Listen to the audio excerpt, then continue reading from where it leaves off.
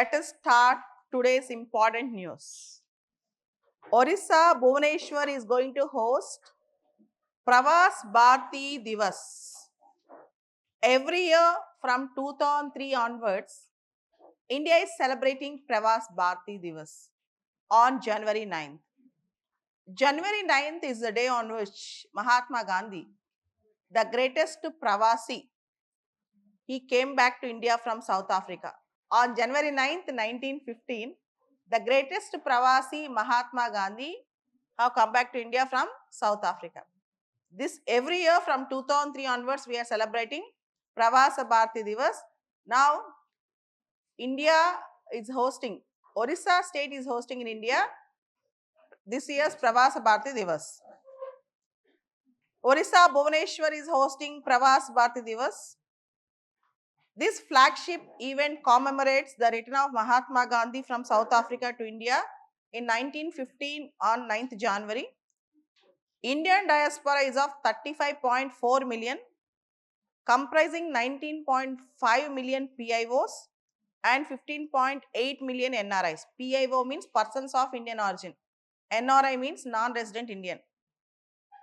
The nation lauds the contribution of Indian diaspora in various fields to both India and their host countries. So the nation now is proud of the achievements of Indian diaspora abroad. More than 7,500 delegates to attend the grand event. 27 diaspora members will be honored with the prestigious Pravasa Bharati Samman Awards. Every year on this occasion, we also give celebrate, and award Pravasa Bharati Samman Awards. 27 diaspora members now are going to have Pravasa Bharati Samman Awards this year. This year, Pravasa Bharati Divas will be conducted in Bhubaneswar from 8th to 10th January 2025. So, Orissa is asking us to join the Indian diaspora legacy and contribution for Viksit Bharat. This is a story that is coming up in the next few days. Coming back.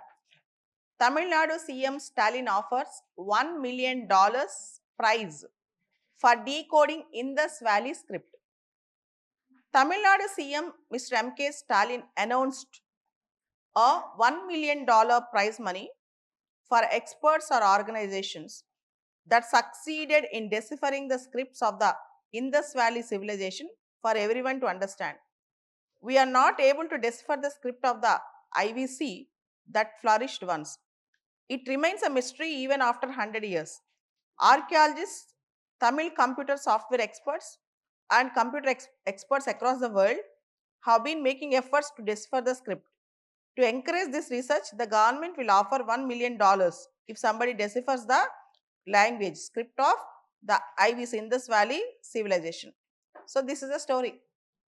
In our ancient Indian history, we generally read the beginning chapter of IVC, Indus Valley Civilization.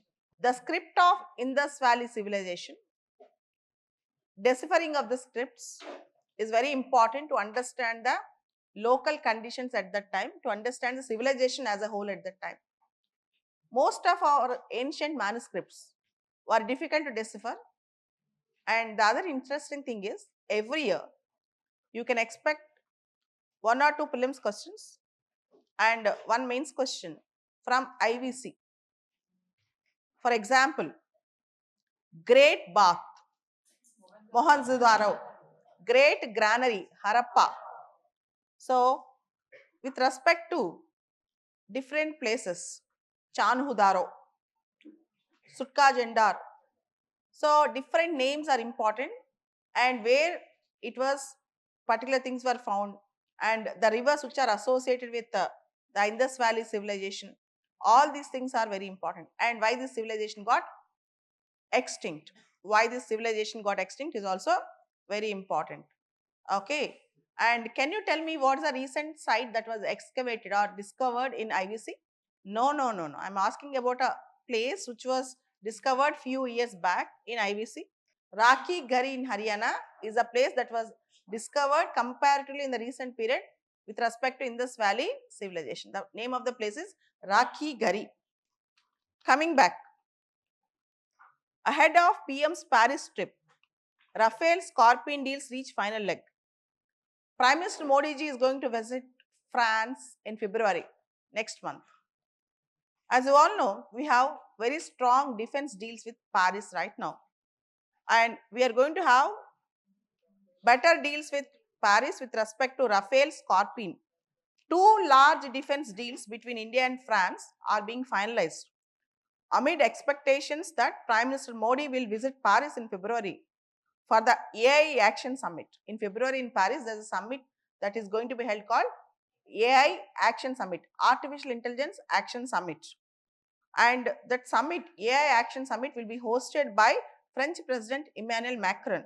The defense deals between India and France, together estimated at $10 billion, will include the purchase of 26 Rafale M fighter jets for India's Navy aircraft carriers and 3 additional Scorpion class conventional submarines. The two deals are expected to put before Cabinet Committee on Security for approval in the next couple of weeks. It's a very important thing. Okay. So with respect to any type of defense clearance, large scale defense clearances, we have to take approval from Cabinet Committee on Security should up. For any type of large scale defense deals, Cabinet Committee on Security should give approval. Because why Cabinet Committee on Economic Affairs, Cabinet Committee on Security, Cabinet Committee on Accommodation, Cabinet Committee on Appointments, ఇవన్నీ ఎందుకుంటాయి? Why we have all these cabinet committees? Because high level cabinet committees, which includes various ministries, they will see the details of the deal and whether it will affect India's security, how far it supports Indian defense system. All these things will be discussed in the CCS, Cabinet Committee of Security. Group 1 recruitment will be completed by March 31st, Revanth Reddy. See, in Telangana, there is a program, Rajiv Gandhi Abhay Hastam, where for the students who passed limbs, they'll give 50,000, and for the students who passed mains and going to the interview, they'll give 1 lakh rupees. So it's really an interesting thing where government is supporting the mains candidates and interview candidates till now, because the students, the aspirants who go to the interview, they have to incur a lot of expenditure. UPSC will reimburse flight tickets, that's okay. But beyond that, throughout 1 or 2 months, they have to stay in Delhi. Even 20 years back, when I stayed in Delhi for 1 month, it is more than 1 lakh rupees. So it is not that easy to spend for even for interview. So this government coming down and supporting people, particularly civil aspirants, is very, very important and interesting. Nice, very good. Next, quarantine animals with bird flu symptoms. Center tells states after tiger, leopard deaths. I'm repeating, please quarantine the animals because bird flu is affecting the animals. So H5N1 virus, 3 tigers and 1 leopard got affected by bird flu. With Maharashtra reporting India's first case of avian influenza among animals, the Union Animal Husbandry Ministry sent a circular to all states on Sunday urging them to quarantine infected or symptomatic tigers and other feline species to prevent transmission to humans and other animals. See, what is quarantining? Separating. During Corona, if we got affected by Corona COVID virus, we got quarantined ourselves, right? We got separated ourselves. It's called quarantine. Quarantining the animals so that the infection will not spread to the other animals. Data protection rules. This you need to know. Today's Hindu paper editorial also speaks about digital personal data protection rules, draft rules. See, if children has to use the social media accounts who are below 18 years, their parents' approval is compulsory. And data breach will be taken very seriously. What is data breach all about? Listen. In India, in 2017, we have a judgment. Puttaswamy and others versus Union of India. Right to privacy is considered as a fundamental right. So, digital privacy is also very, very important. We share a lot of data. If you see, we open Instagram or we purchase something in e-commerce or we do some deals with some other website. There we'll share our data, including our phone, our ID, and our Aadhaar and other things, our personal data, all other things. The data which was collected should be taken with the consent of the customer or consumer, and also the data should be used for the purpose for which it is collected. The data should be used only for the purpose for which it is collected. In case of any data breach, immediately the company or the website which collected the data should inform the customer and should also inform the Digital Personal Data Protection Board or Data Protection Board. Immediately precaution should be taken, and there were very strong fines under the new act, and now rules are going to come up with respect to data protection, because data is a new oil. Data is everything in the modern world. If you could remember, in Trump 1.0 elections, there's an issue called Cambridge Analytica, where Cambridge Analytica, an electioneering company, have taken data from Facebook and use the data to manipulate the minds of the voters, targeting the minds of the voters. So with the targeted advertisements, targeted campaignings. So our data is crux now. Our data is being sold in various ways in online platforms. There are companies and there are marketing agencies which try to purchase our data. So sometimes if our data goes into the hands of antisocial elements, our life will be at threat. Our security will be at threat. It's a duty of the state to protect our personal data. For that reason, Digital Personal Data Protection Act have come in 2023. The act is very important and rules are being framed. Draft rules are for the public now for the suggestions. In such draft rules, there are many stringent rules which are being published. You can also study those draft rules and you can also give your suggestions with respect to digital personal data protection. Am I clear? Next. Today is January 6th, Guru Govind Singh's birthday. This special day commemorates the 358th birth anniversary of 10th Sikh Guru, Guru Govind Singh.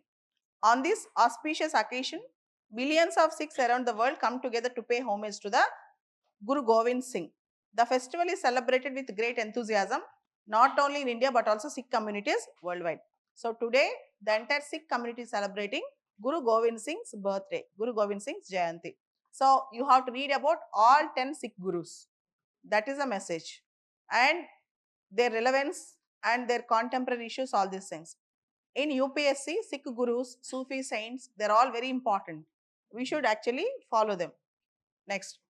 Veteran scientist R. Chidambaram, key architect of 1974 and 1998 nuclear tests, died at 88.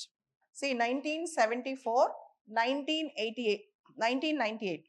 1974 and 1998, Pokhran 1 and Pokhran 2. So, key architect of India's nuclear tests, R. Chidambaram, great scientist. Eminent physician Rajagopala Chidambaram, who played a key role in nuclear tests of 1974 and 1998, died on Saturday. So, this is the thing. So, a new fever that is coming up called rabbit fever, also called as tularemia. Tularemia, a rare and infectious disease, also called as rabbit fever, have increased by over 50% in the US recent years. Between 2011 and 2022, the annual average incidence of tularemia infections rose by 56%. So, tularemia is also called as rabbit fever. So, recently tularemia is in news. In the US, tularemia is an infectious disease caused by bacterium Francisella tularensis. It's a zoonotic disease. What's a zoonotic disease? So, it is transmitted to the humans from animals. That is called zoonotic disease, tularemia. Next. Indian glaciers retreating at a faster pace. UN told. Indian glaciers are retreating at an accelerated pace in recent years, according to the country's latest climate change report submitted to the UN last week. The biennial update report to the UN Framework Convention on Climate Change provides a comprehensive assessment of how climate change is impacting India. So, Himalayan glaciers are being melted at a faster pace. That is the story. Himalayan glaciers are being melted. So, India is also getting affected. Prime Minister Modi launched 6-day Gramin Bharat Mahotsav, unveils rural India vision. This is very important. Prime Minister Modi inaugurated Gramin Bharat Mahotsav 2025 at Bharat Mandapam, New Delhi. The event, which runs from January 4th to January 9th, is themed Building a Resilient Rural India for Viksit Bharat 2047. So, Gramin Bharat Mahotsav unveiled Rural India vision. So, mostly in this, providing clean drinking water to households in lakhs of villages, expanding health services through over 1.5 lakh Ayushman Arogya Mandirs, connecting rural areas to top doctors and hospitals via telemedicine, launching and continuing the PM Fasal Bima Yojana for farmers, supporting artisans through PM Vishwakarma Yojana. So this is very important. India sends humanitarian aid to Bolivia to combat forest fires. So India is very fast responder, quick responder in supporting humanitarian aid during disasters. India dispatched the first batch of humanitarian assistance to Bolivia to support Bolivia's efforts to tackle devastating forest fires. Over 16 tons of forest fighting equipment and related relief material will be sent. So, your task is to see the location of Bolivia and to just check it out, the neighboring countries of Bolivia, and with respect to, also should read with respect to forest fires. Even in last year, India has sent 15 tons of humanitarian aid to Nigeria as the country reels under devastating floods. So, throughout the year, India is helping many neighboring countries and many countries with respect to disasters. India is providing humanitarian assistance. So, on Sunday, that is yesterday, Prime Minister Modi inaugurated Delhi's first Namo Bharat corridor, 2.8 kilometer stretch of metro phase 4. Namo Bharat corridor. Reserve Bank of India approved the voluntary merger of National Cooperative Bank Limited Bangalore, Karnataka with Cosmos Cooperative Bank Limited Maharashtra. As the year 2025 brought up the world, the generation Beta. India got its first baby of this generation on the New Year Day, January 1st, in Mizoram, Aizawl. What is Gen Beta baby? The birth of Gen Beta babies in this generation is significant because this new generation will be the first to live in the world where AI, artificial intelligence and automation are a part of everyday's life. So, Gen Beta babies are the babies who live in the world where AI and automation, artificial intelligence and automation are the part of our life. See, this is very important. We always say Gen Z, Gen X. Now we are into not we. The newborn babies are called Gen Beta. So I wish to tell you this generations concept because it's an interview question and you can write in mains, add some points in essay, but they don't ask you in mains. In interview they'll ask this question. There's a chance. The silent generation is between 1928 to 1945. The baby boomers are between 1946 to 1964. Generation X, 1965 to 1980. Millennials, 1981 to 1996. Gen Z, 1997 to 2009. Gen Alpha, 2010 to 2024. Generation Beta, Gen Beta, 2025 and onwards. So, you belong to which generation? You belong to Gen Z? Okay, you belong to Gen Z. Now we have Gen Beta. So, కొత్త generation ఏమని పిలవాలి? You should. So, we should call the new generation as Gen Beta. Those who are taking birth from 2025. Those children who are taking birth from 2025 and onwards, they are called Gen Beta.